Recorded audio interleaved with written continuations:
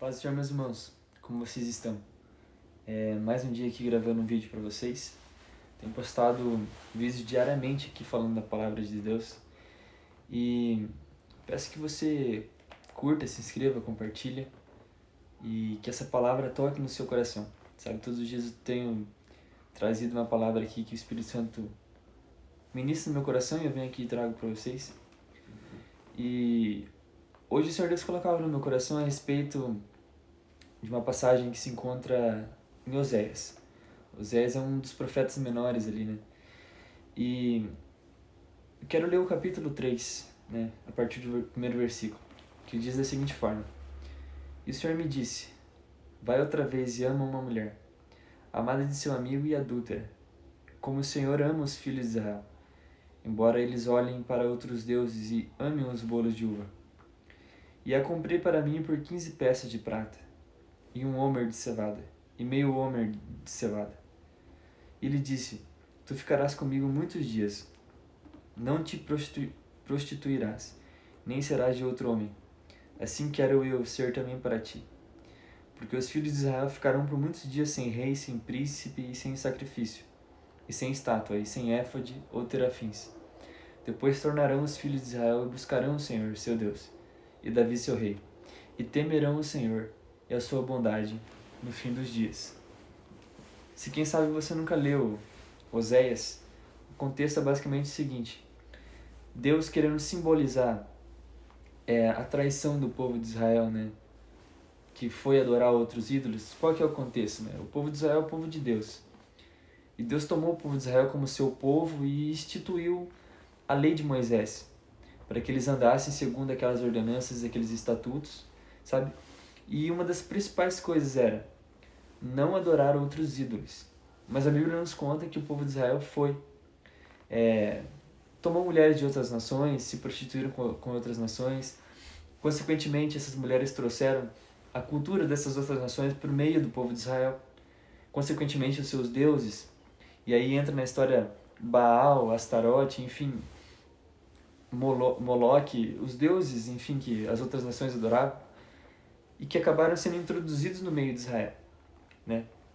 A ponto de tem um outro profeta menor chamado Sofonias, que ele fala que no mesmo lugar de adoração ao Deus Todo-Poderoso, ao Deus de Israel, havia adoração a outros deuses também. Ou seja, houve até um sincretismo religioso que a gente fala, né? Que é essa mescla de diferentes religiões.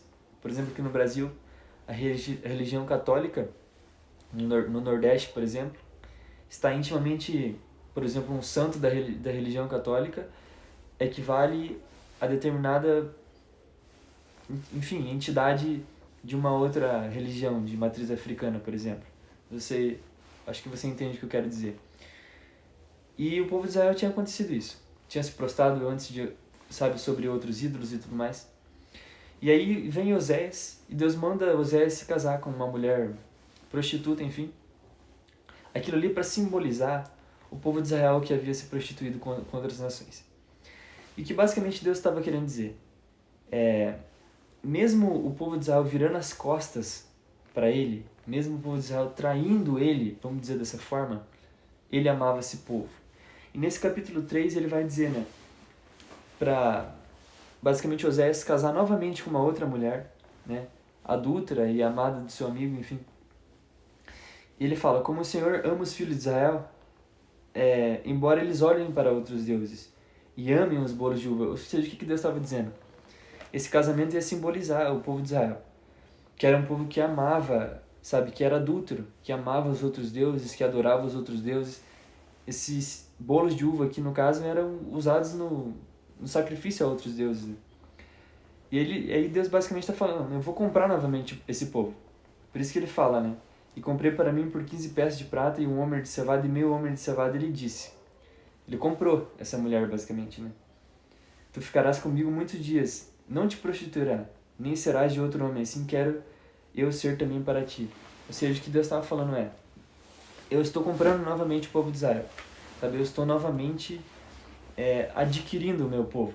Mesmo meu povo me traindo, mesmo meu povo me virando as costas, mesmo, sabe, o meu povo adorando os outros deuses, fugindo dos meus estatutos, eu vou novamente comprá-lo.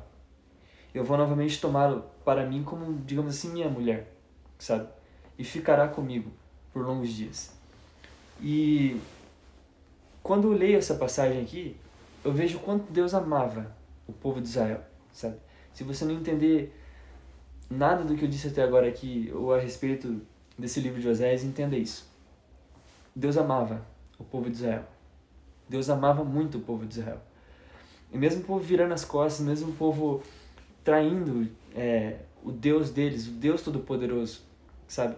Deus ainda assim vinha e trazia para perto novamente, sabe? Deus estendia a mão e perdoava, sabe? Deus ainda estendia a sua misericórdia sobre aquele povo, sabe? De tanto que Deus amava aquele povo, assim como um marido ama a sua esposa, sabe? E no caso, a esposa de Deus, que era a nação de Israel, havia traído ele, sabe? Havia ido se prostrado diante de outros ídolos, sabe? Adorado outros ídolos. Mas ele amava tanto a sua esposa, né? Deus amava tanto o seu povo, que mesmo assim ele estendia a sua misericórdia e trazia eles para perto de novo e perdoava eles. E quantas vezes nós, na nossa vida, pessoas a qual nós amamos muito, assim como Deus amava o seu povo de uma forma ímpar e singular, sabe? Nós também temos pessoas que nós amamos muito, nós temos um carinho muito grande, e essas pessoas muitas vezes nos viram as costas, né? Muitas vezes as pessoas nos traem a nossa confiança, enfim. E muitas vezes nós nos achamos o direito de não perdoar. Nós nos achamos o direito de falar, não, isso aqui é imperdoável, isso aqui, sabe, não. Mas quando a gente olha para a Bíblia, a gente vê que nós vemos que nós traímos a Deus, sabe? Nós estávamos no pecado, enfim, nós nem era participante, né? Primeiro que a gente nem era povo de Deus, né? A gente era gentil, né? O povo de Deus era o povo de Israel. E Deus nos adotou, nos perdoa nossos pecados, enfim, nós fomos alcançados pela justiça dele, sabe? E o povo de Israel, quantas vezes ele perdoou, quantas vezes ele trouxe para perto, enviou o seu filho, o Messias, para salvar aquele povo, viraram as costas para Jesus Cristo, prenderam ele no madeiro, crucificaram ele.